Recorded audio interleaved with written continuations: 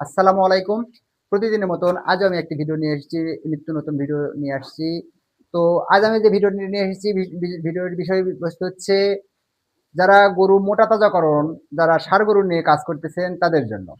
তো আপনারা যারা নতুন, যারা শুরু করতে চাচ্ছেন যে আমি ষাঁড় গরু দিয়ে গরু মোটা তাজাকরণ সেট করব, তাদের জন্য এই ভিডিওটি খুব গুরুত্বপূর্ণ। তারা অবশ্যই ভিডিওটি সম্পূর্ণ দেখবেন। কারণ আপনি যদি নতুন হয়ে থাকেন তাহলে মোটা তাজাকরণের প্রথম শর্ত হচ্ছে আপনাকে গরু চিনতে হবে। কি ধরনের গরু বাজার থেকে কিনলে আপনি লাভবান হবেন সেটা অবশ্যই জানতে হবে। কারণ দেশি গরু যদি আপনি কিনেন অবশ্যই আপনি সেটাতে লাভ করতে পারবেন না। কারণ গরু চেনা খুবই জরুরি। আপনাকে যেটা দেখে গরু কিনতে হবে সেটা হচ্ছে গরু কিনতে গেলে আগে প্রথমে দেখবেন আপনি গরুর মাথা। এই যে আমার যে গরুটা দেখতে পাচ্ছেন, এই গরুটার মাথার দিকে দেখেন। গরুর মাথা হবে চওড়া, গরুর শিংগুলো হবে খাড়া, মোটা মোটা, এবং গরুটা হবে ২ দাঁত থেকে, পারফেক্ট হচ্ছে ২ দাঁত থেকে ৪ দাঁতের গরু চয়েস করবেন।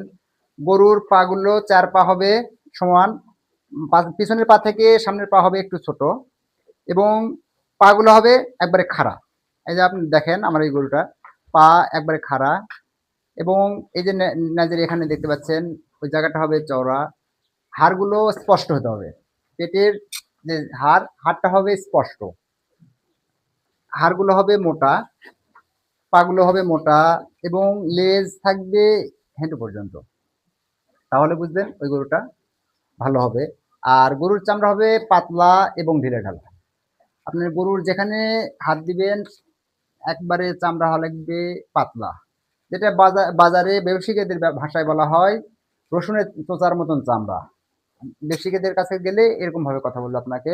তো ওইরকম যদি আপনি চিকন চামড়ার একবারে পাতলা চামড়ার গরু বাছাই করতে পারেন, তবে আপনার গরু বেশি লাভ মানে হবে, মোটা তাজা হবে, গরু বেশি হবে, ফিল করবে। একবার ওদিকে দেখলেন, একবার দিকে। তো এই যে আমার এই গরুটাও দেখেন একই কোয়ালিটি। আপনার পিছনের পা দেখেন একবারে খাড়া, ঠিক আছে। এই যে মাজার হাড়, এটা চওড়া, মাজার হাড় থাকবে চওড়া। দুই পায়ের মাঝখানে যে বুকরা বলা হয়, বুকরাটা থাকবে সবসময় ফাঁকা, বুকরাটা ফাঁকা। এবার চাপা বুকরাটা নিবেন হবে না।